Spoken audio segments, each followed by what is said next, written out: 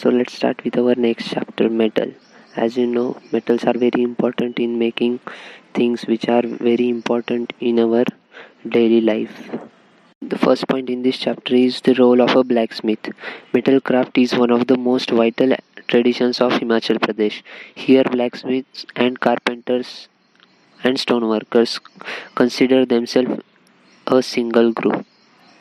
While they maintain their occupational distinctions, they frequently intermarry.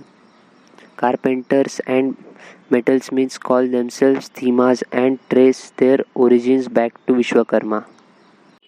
Blacksmiths are the largest craft group in Himachal villages. They are largely employed as a farmer labor. There are also traders who sell their products, like many craft communities in India. Their workshops are in their homes. The next point is the patrons of metal craft. Mauras. Mauras are the fashioned out Ashtadhatu, an alloy of 8 metals: gold, silver, brass, iron, tin, mercury, copper, and zinc. The Himachal State Handicrafts Corporation has established metal craft training centers all over the state to impart training in bronze casting and all other metals and metal craft techniques. The patronage of temples and royal court gave rise to highly accomplished craftspersons, one generation following another practicing the same skills for centuries. As time went by, the temple and rural art traditions came closer together. Innumerable bronze figurines cast by rural metalsmiths can be seen in the village shrines and in home altars even today. These images appear to be timeless. For technical rulers, the nobility, and wealthy landowners, these objects made from precious metal were symbolic manifestation of power. Much of their income from taxes was converted into treasures, khazanas, in the form of the objects made from precious metal and jewelry. It was in workshop that goldsmiths and silversmiths, whether private or public servants, practiced their skill under patronage and close supervision of their masters. Next, here they have given some facts. For 11,000 years, human beings have been fashioning metals for their use. Ore metals are the source of most metals. First, the ores are mined or quarried from beneath the earth or dragged from the lakes or rivers. Then they are crushed and separated, and finally they are refined and smelted to produce metal. By 5000 BC, copper was used to make bends and pins. By 3000 BC, tin was added to the copper to produce bronze. A harder metal, iron, even harder than bronze, was widely produced by 500 BC. The technology of how to master these metals like copper, bronze, iron developed independently in various parts of the world.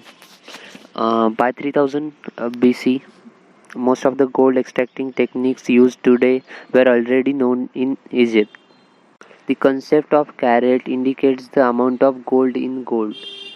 Nowadays, copper and silver are often added to the gold to make it harder. The gold contained in this known as carats.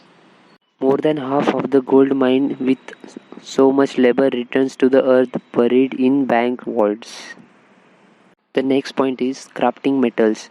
Human cultures around the world have a long history of experimentation and expression of using alloys like bronze, brass, and precious metals like gold, silver, and in more recent times using iron and steel.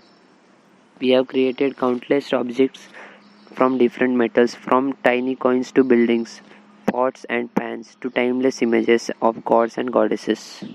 The next point is material and processes. Soldering. Soldering is used to join two parts of an article when it is manufactured in more than one piece. Joining together is done by using metal alloys which the artisan prepares. Other than silver, the metal used in our country for craft work are brass, copper, and bell metal. Brass is an alloy of copper and zinc. Bell metal is a mixture of copper and tin. The shaping of an object is done either by beating the ingot or the sheet metal to approximate shape with a hammer while it is hot, or by pouring the molten metal in mold that is made of clay or ordinary ware and of wax. For more delicate objects, the beating process is preferred particularly for bell metal and copperware, as it is supposed to make the object more durable. Further, tempering is done by heating the article till it's red hot and then dipping in cold water. If it turns black in the process, light hammering rectifies it. The next point is the lost wax process. This is mainly used for in making of the metal objects. In our country, it is found in Himachal Pradesh, Orissa, Bihar, Madhya Pradesh, and West Bengal. In each region, a slightly different technique is used. This process involves several different steps. The first one is a wax model. An image is made by hand. This is made of pure beeswax that has been melted over an open fire and then strained through a fine cloth into a basin of cold water. Here it desolidifies immediately. It is then pressed through a pitchkari, which squeezes the wax into noodle-like shape. These wax wires are then wound around the shape of the entire image. In the next step, the image is now covered with a thick coating of paste made of equal parts of clay, sand, or cow dung into an opening on one side. A clay pot is fixed. In this, the molten metal is poured. Weight of the metal used is 10 times of the poured. Weight of the metal used is 10 times of the wax used. While the molten metal is poured in the clay pot, the clay plaster model is exposed to firing. As the wax inside melts, the melt flows down the channel and takes the shape of the wax image. Firing process is carried out almost like a religious ritual, and all steps take place in a dead silence. The image is later chelished with files to smoothen it and give it a finish. Casting is a bronze image. Casting a bronze image is a painstaking task and demands a high degree of skill. Sometimes alloy of 5 metals, gold, silver, bronze, copper, and lead is used to cast bronze images. The oldest bronze images in our country dates back to Mohenjo-daro to 2500 BC. Today metalsmiths make images with mixture of brass, copper, lead due to scarcity and raw material and the tremendous cost of precious metal. Making of a bronze image. In ritual items made of bronze, the best is statuary, which represents the visual form of a deity to be worshipped. For this, the Shilpa Shastra elaborates treatise is faithfully followed.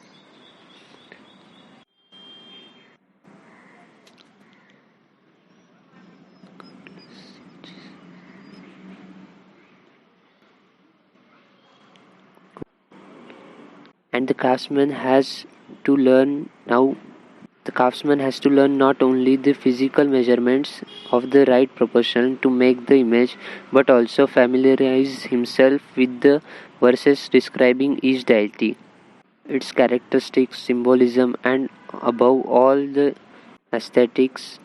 These verses are known as dhyana, which means meditation. This is to convey the need for intense concentration on these instructions.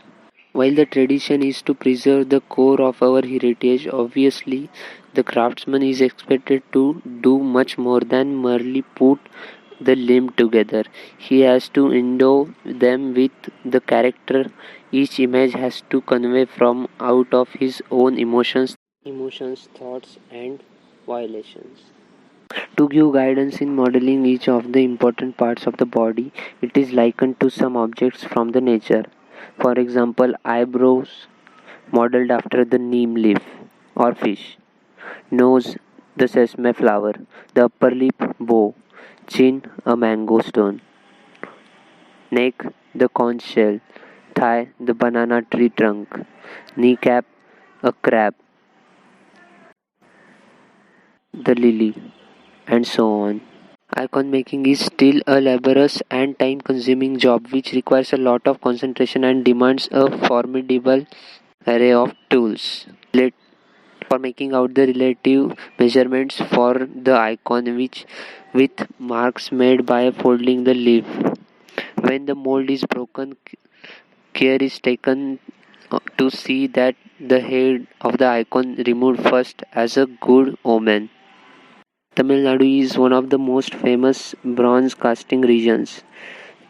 Stylistically, the images belong to the different periods like Pallava, Chola, Pandyan, Nayaka, and the images that are now produced belong to one or the other of these styles. Icon makers are known as the Satpatis. Next point is silver. According to Hindu traditions, if objects made of gold and silver becomes ritually polluted, they can be restored to purify by the simple act of washing them in water or soaking them with ash or sand. It was believed, for example, that water is automatically purified when placed in a gold or silver container. In case of silver, this theory has been scientifically validated, and we know that the ionic reaction of silver and water does have the effect of killing bacterial content. Silver is rarely available in its pure and natural form in India, but it has been widely available because of the 2000 years of trade here in India. While we export spices, dyes, textiles, diamonds, other luxurious goods in both raw and finished forms to Mediterranean, East Africa and Arabic seaboards, the Red Sea and the Persian Gulf, the islands of Indonesia, and even China and Japan, our main import has always been precious metals. Contemporary studies shows that through centuries of accumulation followed by recent import through both legal and illegal channels, the people and temples of India possesses more than 4 billion ounces of refined silver. This staggering figure is only a constructive estimate. Silver has always been 15 to 23 times cheaper than gold.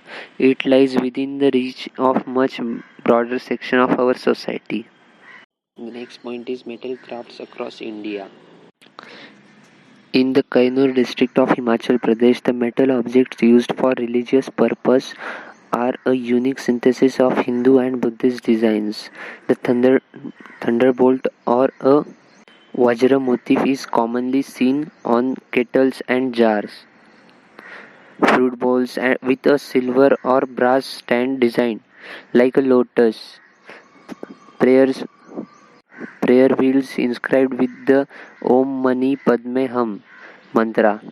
Conch trumpets. Miniature shrines and flasks are also made.